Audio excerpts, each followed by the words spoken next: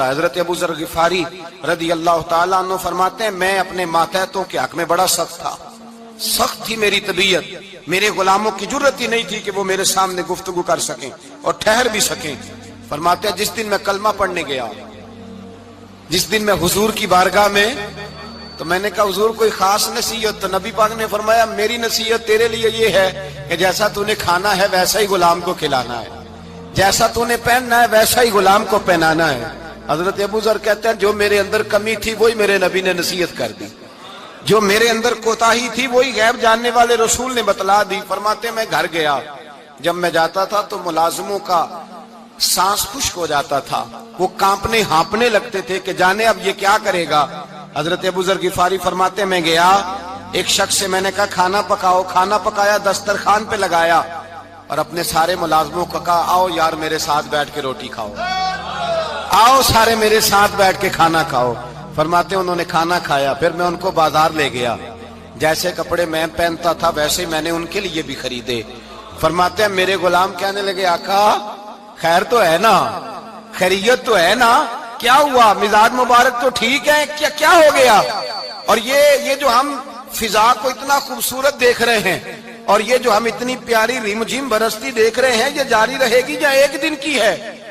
تو حضرت ابو ذر غفاری رو پڑے، کہنے لگے اب تمہیں ابو ذر غفاری بدلا ہوا ملے گا، اس لیے کہ اب میں وہ نہیں رہا، اب میں رسول اللہ کا کلمہ پڑھ کے غلام مصطفیٰ بن گیا ہوں، اب میں بدل گیا ہوں، میری طبیعت بدل گئی۔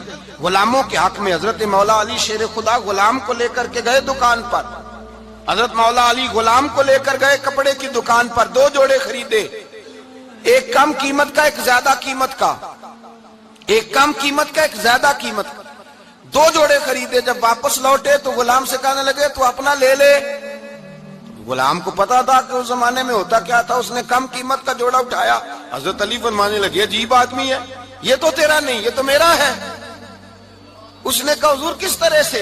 آپ فرمانے لگے تیرے لیے قیمتی جوڑا اس لیے خریدا ہے کہ تو جوان ہے، اور میں نے اپنے لیے اس لیے چھوٹا خریدا ہے کہ میں تو اب بوڑھا ہو گیا ہوں، مجھے تو حاجت نہیں۔ کہنے لگا حضور بوڑھے اور جوان کا مطلب نہیں، آپ علی ہیں، من کنت مولا فہذا علی علی مولا، علی مولا، آپ چونکہ مولا علی ہیں اور آپ امیر المومنین ہیں، لہذا آپ نے تخت پر بیٹھنا ہے، آپ نے سلطنت کو چلانا ہے، آپ پہ نہیں ہے۔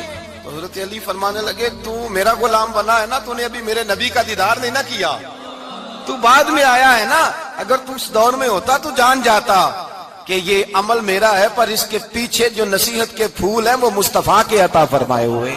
تو بھائی یاد رکھیں نبی کریم سید عالم صلی اللہ تعالی علیہ وآلہ وسلم نے تعین فرمایا مزدور کے حقوق کا، تعین کیا۔ حضرت حکیم بن حزام کہتے ہیں میں حضور کی بارگاہ میں بیٹھا تھا تو نبی پاک صلی اللہ علیہ وسلم سے میں نے کہا یا رسول اللہ آپ کو کون سا آدمی پسند ہے، کون سا محنت کرنے والا پسند ہے؟ تو حضور نے فرمایا جس کے دونوں ہاتھ کام کریں، دونوں پیر چلیں اور اس کی پیشانی پر پسینہ آئے، وہ بندہ مجھے بڑا اچھا لگتا ہے۔ جس کی پسینہ آئے، آج لوگ مزدوری نہیں کرتے، دائیں بائیں دیکھتے ہیں، لوگ اپنے اندر وہ توانائی، وہ غیرت، وہ خودداری پیدا نہیں کرتے۔ بھائی گردن کو جھکا دیتا ہے خیرات کا پتھر، جہاں میں مانگنے والوں کے سر کبھی اونچے نہیں ہوتے۔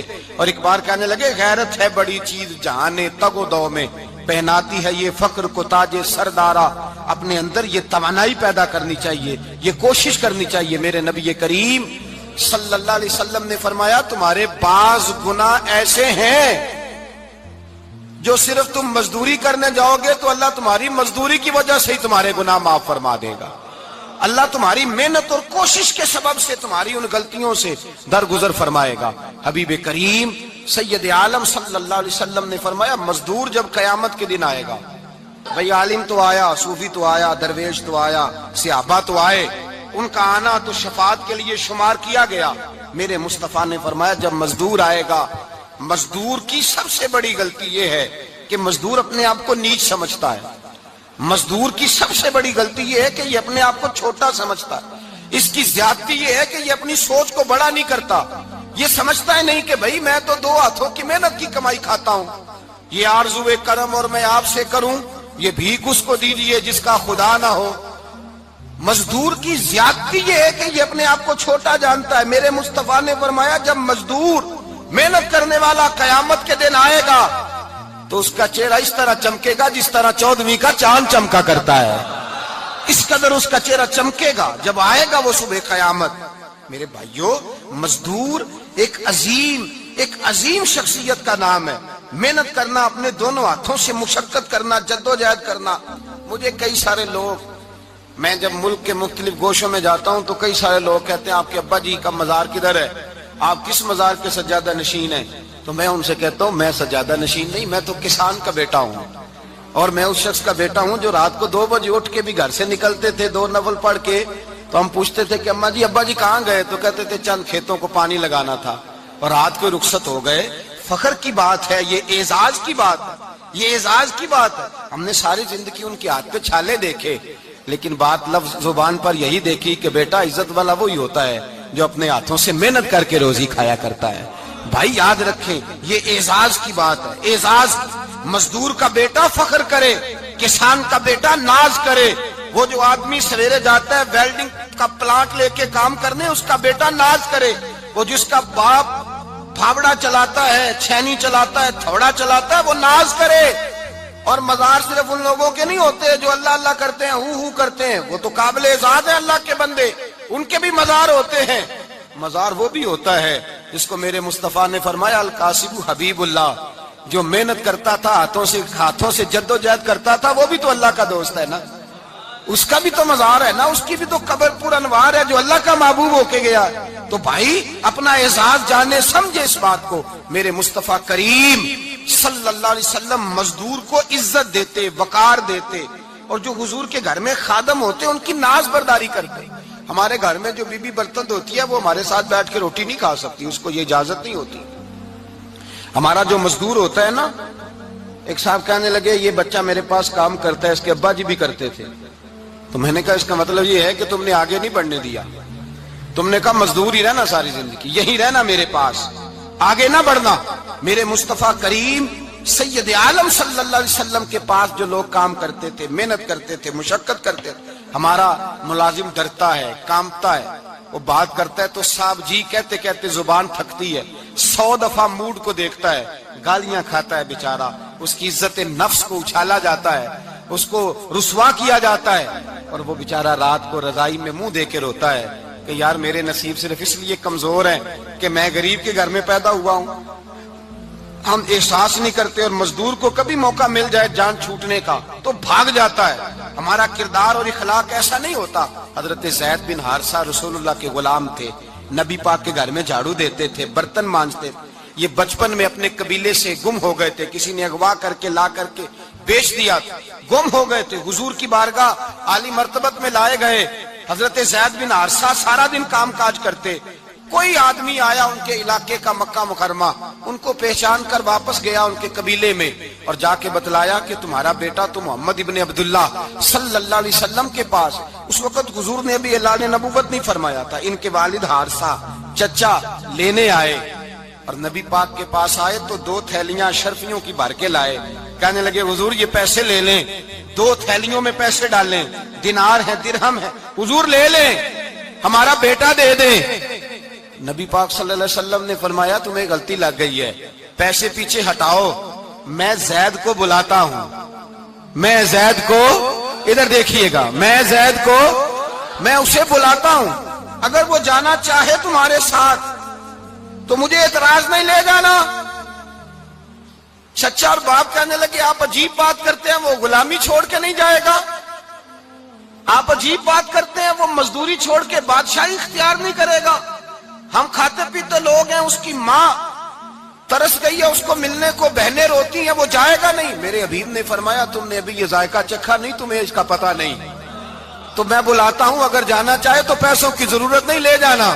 حضرت زید کو پیغام دیا، آئے. حضور نے فرمایا وہ تمہارے والد کھڑے ہیں، وہ چچا ہیں، لینے آئے ہیں. جناب زید گئے، باپ کے گلے سے لگے، بچھڑے ہوئے باپ بیٹا ایک دوسرے کو مل کے کھل کے روئے. کہا بیٹا تیری ماں کی آنکھیں پتھر ہو گئیں تیرا رستہ دیکھ کے، تیری بہنیں ترستی ہیں تیرے چہرے کے دیدار کو بیٹا وہ گلیاں بھی روتی ہیں جن میں تو کھیلا کرتا تھا، پر اب فکر کی بات کوئی نہیں، اب کوئی پریشانی نہیں، میں پیسے لایا ہوں تجھے لے جاؤں گا۔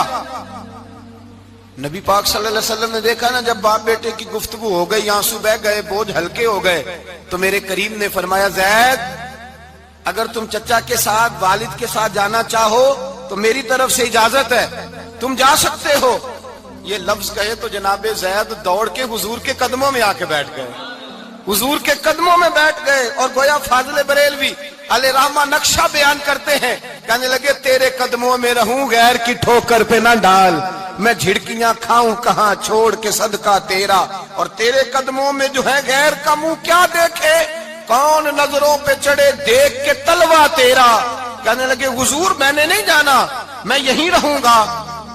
چچا اور باپ نے دیکھا تو کہنے لگے بیٹا تو غلامی چھوڑ کے نہیں جائے گا، تو ملازمت چھوڑ کے بادشاہی میں نہیں جائے گا۔ تو آپ کے والد کو آپ فرمانے لگے ابا جی ذرا 2 گھڑیاں یہاں رہ کے تو دیکھیں، یہاں 2 گھڑیاں رہ کے تو دیکھیں۔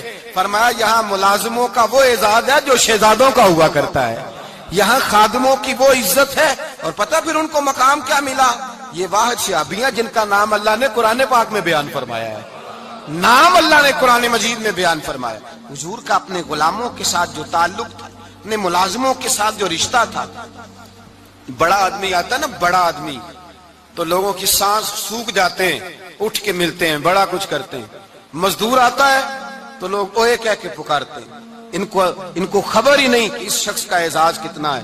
حضرت انس بن مالک رضی اللہ تعالیٰ عنہ فرماتے ہیں میں چھوٹا سا تھا، میری اماں مجھے حضور کے گھر چھوڑ گئی، میں نے 10 سال نوکری کی نبی پاک کی۔ کتنے سال بولیے؟ 12ویں دن لوگ کہتے ہیں بس بھائی ختم ہو گیا، اب فرینکنس ہو گئی ہے، اب جو مرضی تیرے ساتھ کریں گے۔ 10 سال نوکری کی میں نے، لیکن جناب انس فرماتے ہیں نبی پاک نے کبھی مجھے اف تک بھی نہیں کہا تھا، اف تک بھی نہیں کہا تھا، اف تک بھی۔ حضور نے بھیجا جاؤ فلاں آدمی کو بلا کر کے لاؤ۔ حضرت انس بن مالک رضی اللہ تعالیٰ عنہ فرماتے ہیں میں بلانے گیا، بچہ تھا چھوٹا سا، رستے میں بچے کھیل رہے تھے تو میں ان کے ساتھ کھیلنے لگا، محو ہو گیا، مجھے پتہ ہی نہ چلا وقت کا۔ حضور نے جب مجھے بھیجا تو فرمایا جلدی جانا اور جلدی آنا، اب مجھے خبر ہی نہیں، بڑی دیر ہو گئی۔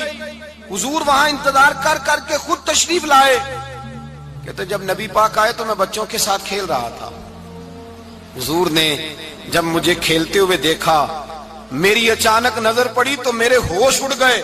حضور نے تو کہا تھا جلدی آنا، اور میں یہاں کھیلنے لگا، یہاں اتنا الجھا کہ مجھے خیال نہیں رہا کس کام آیا ہوں۔